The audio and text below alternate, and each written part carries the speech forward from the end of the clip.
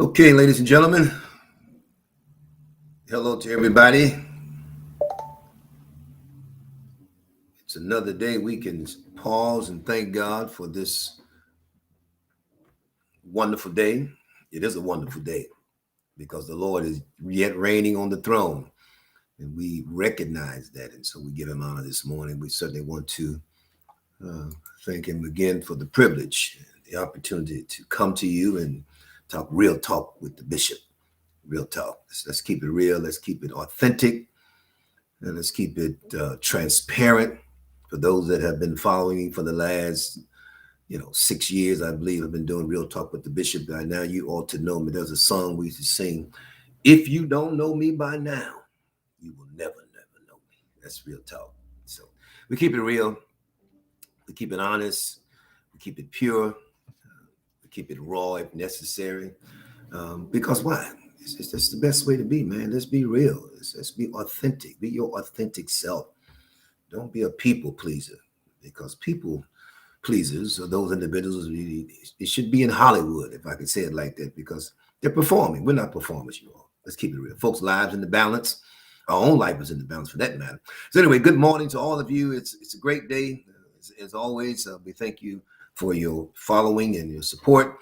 Let's get to the word. As I was in meditation this morning, I am excited. I today was my 5th day riding my bike. I get up early in the morning. I decided, I need to start physically working out. Prior to the pandemic, I was in the gym and playing ball, obviously, and so that has transitioned me to another place.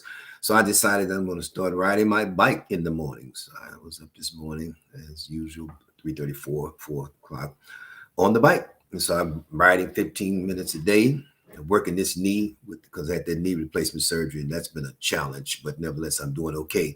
But again, I'm committed. So I'm up in the morning, I'm writing, meditating, praying, etc. So I'm glad about that. Today was the 5th day. I thought I was going to do it for 3 days, but I decided to do it Monday through Friday, maybe even Saturday morning. We'll see. Nevertheless, let's talk about launching out into the deep. All right. We're gonna really challenge you today to really assess where are you after Monday, Wednesday, teaching on launching out into the deep. Where are you in this process? Are you just hearing, or are you doing? All right. Let me go back to the text, and it is in Luke chapter 5. I will only read verses 4 through 8. It says, when he had stopped speaking, he said to Simon, launch out into the deep and let down your nets for a catch. But Simon answered and said to him, Master, we have toiled all night and caught nothing. Nevertheless, at your word, I will let down the net. And when they had done this, they caught a great multitude, rather a great number of fish, and their net was breaking. And listen to this. This is what I want you to get. So they signaled to their partners in the other boat to come and help them. And they came and filled both the boats, so they began to sink. Here's what I want you to get. And when Simon Peter saw it, because we read in the text, we see he doubted. Even though he did what Jesus told him to do, while he was doing it, he was doubting at the same time. Wow. While he was casting the net out, he said, we toiled all night. We toiled all night.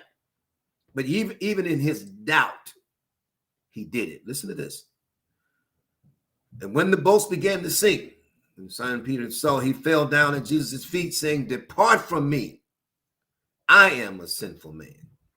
He didn't reference the other disciples. He didn't reference the other folk in the other boats. He talked about himself. So my focus is be honest with yourself. Let me say this to you.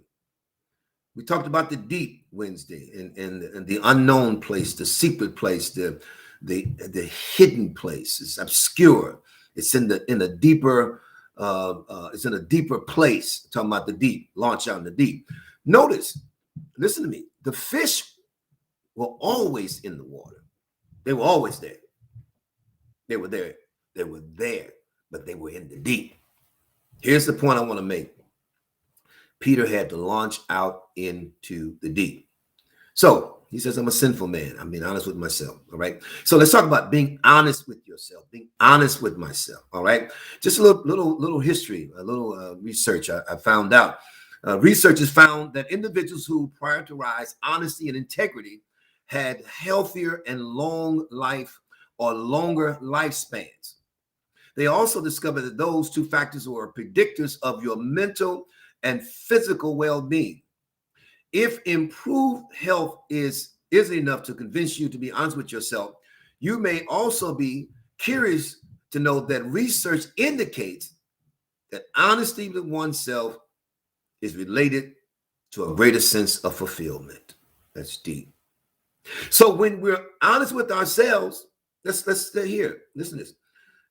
Or whether we're dishonest with ourselves, it affects our health and well-being. That's real talk with the bishop. And the other perspective is, as I stated here, is if improved health isn't enough to convince you to be honest with yourself, you may also be curious to know that research indicates honesty with oneself is related to a greater sense of fulfillment. Now, we're going to talk about this. We might come back Monday, okay? So let's talk about ways to start being honest with yourself. Number one, stop putting off your dreams until tomorrow.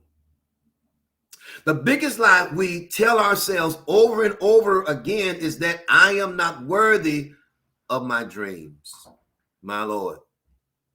That's the biggest lie that we tell ourselves over and over again. I am not worthy of my dreams. For whatever the reason, whatever the contributing factors, it could be internal, the internal you telling yourself. It could be an external voice you're hearing, someone that devalues the possibility of your dreams. The second biggest lie is that we can always start to chase that dream tomorrow. Number one, we tell ourselves we're not worthy. Number two, the second biggest lie, we can always start to chase our dreams tomorrow. Tomorrow. All right. So that means that when you're not honest with yourself, you keep putting off. You'll find a reason. I don't have enough money, enough education, I don't know, etc. No, listen to me. I started the church 29 years, the 1st of February. Started the ministry, you all. It is now a multi-million-dollar ministry with various ministry amenities, etc., etc. 29 years ago, I didn't really see, particularly on my CDC side, my Community Development Corporation side, I didn't see real wealth until 2020. Well, 19 actually started 19, but that was, the CDC started. That was 20 years. Well, 19 years. 19 years. Now we were working the whole time, but I didn't see the residual. Multi-million-dollar initiatives until 2019. It took 19 years to see that thing come, and we're seeing it now at another level. Here's my point. If I had put it off, you have to take little steps. All right. Number two, own up to your mistakes. All right. Own up to your mistakes. Living an authentic life means taking responsibility for the good and the bad that you do. If you avoid the truth and act as though you did nothing, this often places you in a worse position than if you had owned up to your mistake. Stop cheating yourself. If you made a mistake, you made a mistake. Own it.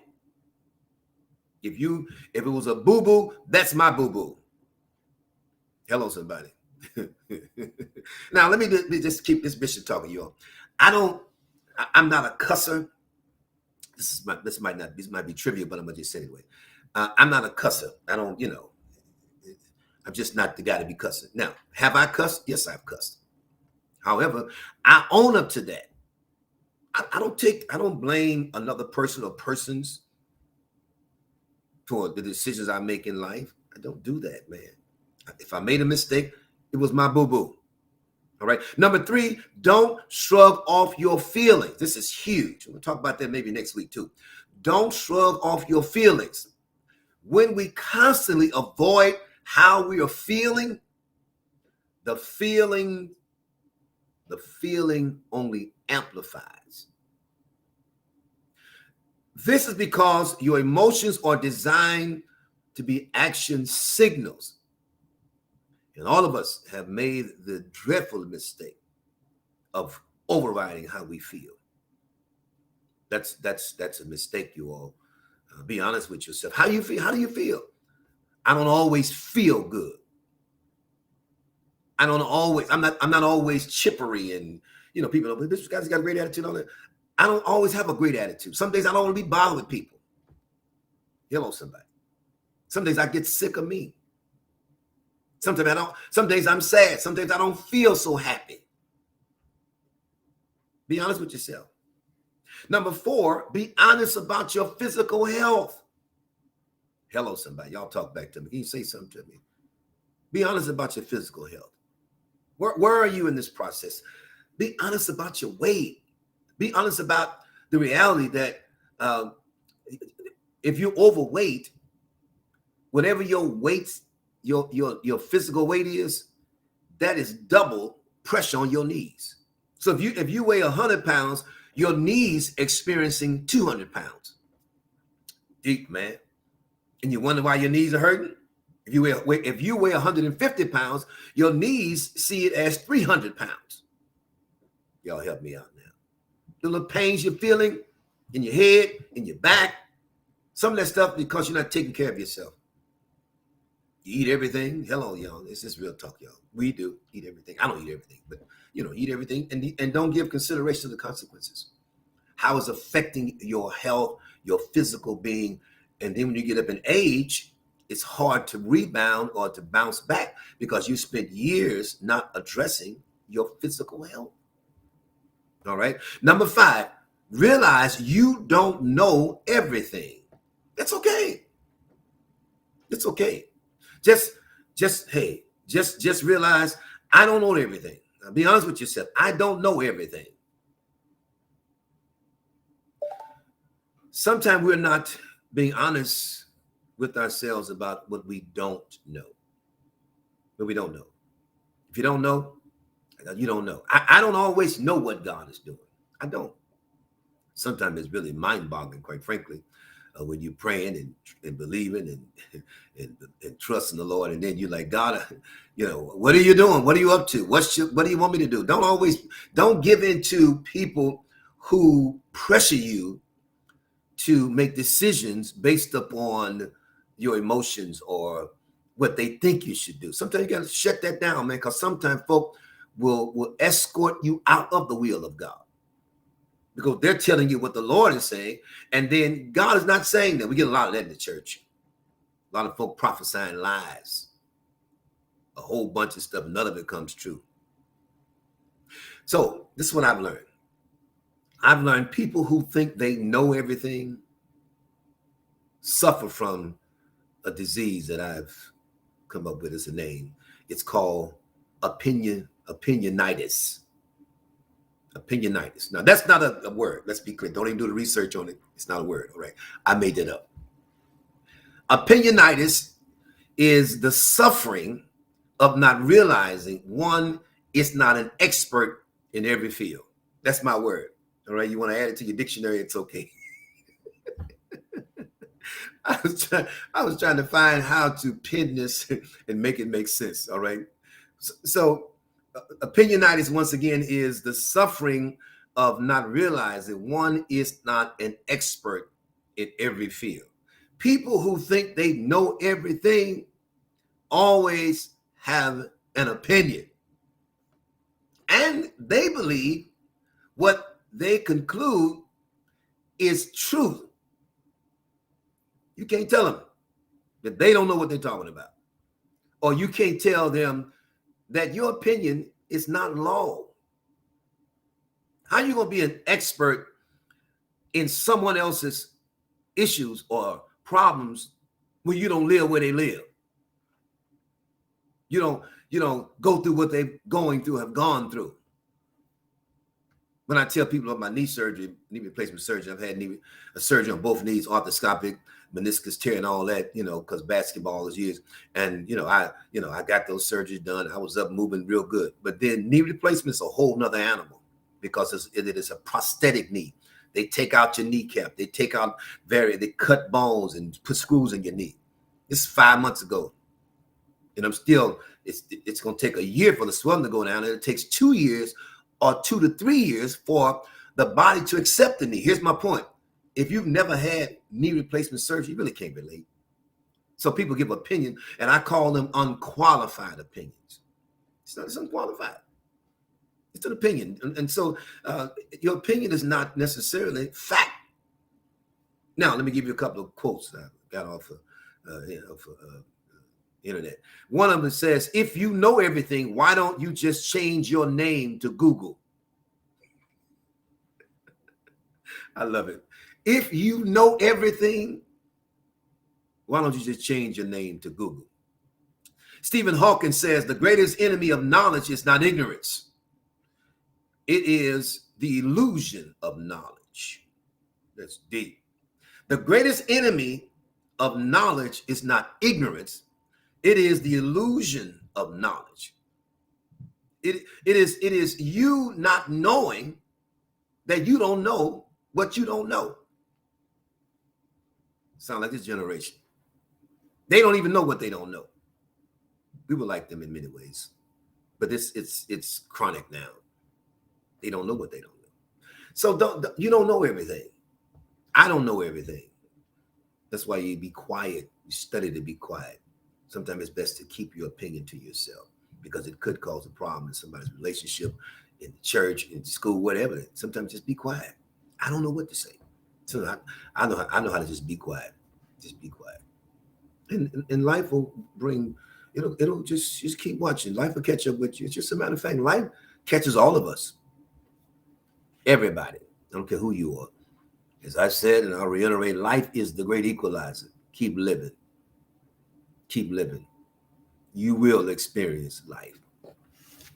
Okay, gotta go. Now, let me just remind you, this Sunday, we're not doing in-person service. We're going to be online. We're going to be in our virtual setting. And so I want to just make sure you understand that. The goal is to go back in person the 3rd of January. That's the goal, where we will go back in person, and hopefully these numbers will subside in terms of COVID-19. So I want to make sure that you know that. Also, we're closing out the series on It's Time to Get Focused, talking about distractions this Sunday. It's going to be a great lesson in how there are 3 different types of distractions. We're going to talk about that Sunday, all right? So do me a favor, share, like, get the word out. Let's get focused, and let's launch out into the deep. God has great plans for all of us. We got to get to a place not in shallow water, but in deep water. All right. Y'all be blessed. Thank you for your support.